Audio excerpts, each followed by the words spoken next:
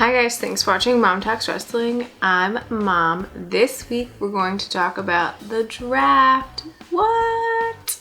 I was really excited for the draft. First of all, I figured out how to actually use the USA Network and watch everything live, so my whole world changed. But like, the draft was the most exciting part for me. However, as the draft went on for the rest of the night, it was like, SmackDown sucks. I will not watch SmackDown. I mean, I love AJ Styles and I like Becky Lynch, but there's nothing else like that's part of SmackDown that makes me want to watch it. Not even John Cena. And I just watched all of his hefty commercials and those were hilarious. So, I mean, I don't know, like, I will only watch Raw, only care about Raw. Raw seems like wrestling. I feel like SmackDown, to me, it feels not only bobo, but it feels more like fabricated, which I know it's all like storytelling, but like the wrestlers aren't awesome. Like, either they're great at wrestling but they suck on the mic, or they're good on the mic but they suck at wrestling. I don't know, it just doesn't feel as like real, and wrestling is real to me. So I don't know, like, what did you guys think? I don't even know. So Finn being the 4th overall pick, I knew that was coming. That had to have come. Like, especially after watching Finn and Nakamura, Finn and Samoa Joe, like, he was bound to be brought up. But now I really can't wait. I hope he doesn't get lost in the shuffle. I want him to like captivate the crowd the way that he was able to at NXT. That's one of the reasons why I love NXT. The crowd is so engaged, annoying, but they like get really behind the wrestlers, I feel like, and I like that. So I hope that happens on the main roster. So people got split up, AJ Styles, Gallows and Anderson, and you know what, like, that sucks, but oh well. I hate that AJ Styles is on SmackDown, but there's nothing I can do about it. So I'm going to totally enjoy Raw with Finn and everyone else. But they also split up the Wyatt family, and honestly, I don't even care.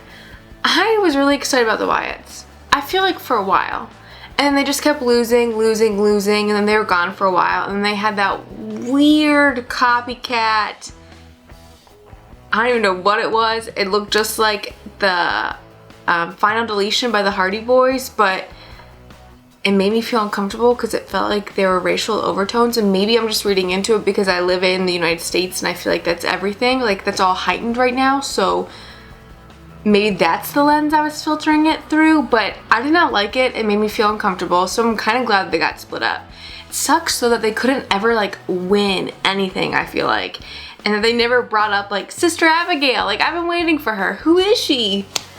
You know what I mean? I feel like they could have been really awesome, and they're not. Like, I liked their gimmick because it was so different from everyone else on the main roster. Like, one thing I like about this whole reality era is that people's real lives blend in with like total divas and their character on, like, for wrestling.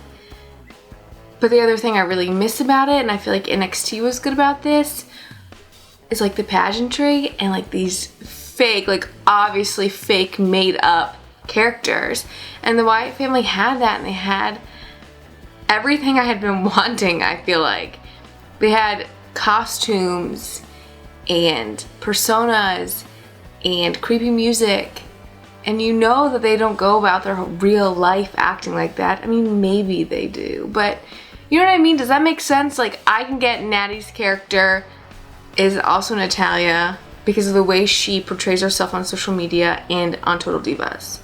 But I would never buy into the fact that Bray Wyatt is that guy, or Braun Strowman, or Eric Rowan, or Luke Harper, dressed like that 24/7, or acted like a creepy weirdo 24/7. Could be wrong, I don't know them, but I haven't kept up with their social media, so I don't know, it doesn't matter. I just feel like it's so intricate, and there's like so many bits and pieces about wrestling and reality and the part that social apps play into it, and I don't even know, I'm just getting lost in the shuffle. So why are these old dudes going to SmackDown? I mean, okay, by old dudes, I mean Randy Orton and John Cena. The rest are pretty young, right? I mean, NXT talent like Alexa Bliss. Is it Mojo Rawley on SmackDown?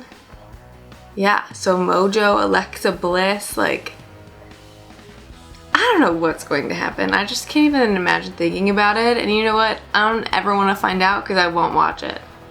Just kidding. I probably will because I'll be curious about like how lame the storylines are. What if they're really... Brock Lesnar has been breaking my heart. So like I watched the UFC 200 fight.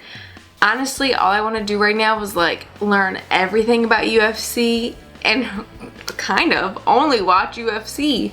I mean, but there was this one interview I watched with Diaz. He was asked a question about like drug use and he said that everyone's doing it. Like he doesn't know anyone who's not on steroids. And then this whole thing surfaced with Brock Lesnar and it's just like, what is happening? It's like so much drama. I mean, it makes sense. The guy is ripped. I don't know. Like, does it make him seem like a bad guy? Or what? It makes me sad. It just makes me sad that someone would do that. And then here today, my friend sent me a link about Roman Reigns and his prescription Adderall. So, I don't know. I just feel so conflicted. I'm curious to see what ends up happening to Brock Lesnar's UFC fate and how they'll use him at SummerSlam and on Raw. I don't know. I just don't want him to break my heart. He's like, watching his match with Mark Hunt really made me care about UFC and everything that there is to know about it. So I would be totally like, my heart would shatter into a bajillion little pieces if, I don't know, like it just is so sad to me that like the reason why you get into something is the same reason. I don't know. I don't even know. It's just disappointing. Okay, so I watched the Cruiserweight Classic. So much fun, right? I mean, the graphics totally reminded me of UFC, the way they packaged the guys side by side and told you about their fighting style, where their, you know, height, weight, all that. Totally digging it. I also really loved Daniel Bryan's commentary because he was so passionate. Like, I feel like he was really excited about calling it. So, I'm stoked that this is all going to be part of Raw. Like, are they gonna have a CWC belt? And they've gotta. I don't know, it's just like so fun watching guys wrestle. There's like no real storyline. It just feels so real. You know what I mean? Like, you know it's scripted, but it doesn't feel that way. And they're just kind of like a breath of fresh air. Like the way they started the match, ended the match, like everything just felt like a real sport. I feel like Raw should have the women's division and have legitimate female wrestlers. Like Charlotte, Paige, Becky Lynch. Who else is there? I mean, there's so many people, but Bayley. But instead, they split the girls up and they bring up Nia Jax and they put Becky Lynch on SmackDown. And I just don't understand. I feel like SmackDown should have a Divas division, honestly. And take Natty and take Eva Marie and the other girls who are on Total Divas and make all of that bleed over, or Alicia Fox, any of that. Like, intertwine that somehow. And let them act like catty brats on SmackDown the way that they do on Total Divas. I mean, they don't always act like that, but you know what I mean? Like, they love the drama. So, I mean, and that was fun whenever the Bellas and everyone was on Raw, because I could watch Total Divas and see it bleed into Raw and vice versa or whatever. And that got me really excited. But now that all that's kind of like stripped away and we're here with awesome female wrestlers, like, keep it that way. Don't bring up, like, don't muddy the pool, if you will. Does that make sense? Am I making any sense? So I think it's really interesting that they brought up Nia Jax. I mean, she's strong, but I really wish they would have brought up Bayley. So if you've been watching Mom Talks Wrestling, you know how much Bailey used to get under my skin. Sami Zayn still gets under my skin. And the main reason is their gimmicks.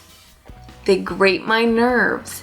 And I love it, but I also love that it gets on my nerves so badly that I want to hate their character. And isn't that what wrestling's about? Like invoking that emotion in someone? I would never say that they couldn't wrestle, although there are some moves that Sami Zayn does that I feel like he just should not be doing. But the reason why I wish they would have brought Bailey is because she's a wrestler. I mean, they could always change her gimmick. She's goofy and silly to me, and that's fine. And maybe it will work on the main roster. I don't know, but I would never try and discount her moves in ring. But I can hate her gimmick all I want. I tweet at 432ELC hashtag Mom Talks Wrestling, except for I don't really like Twitter anymore. And I have a Tumblr, Mom Talks Wrestling, and this YouTube channel, Mom Talks Wrestling. Like, dislike, comment, subscribe, and let's talk about wrestling. And I want to know, like, are you for SmackDown or are you for Raw? Or do you just have to watch and decide? Ugh, pick one. Don't be like indecisive. Just pick one. I'm a Raw girl.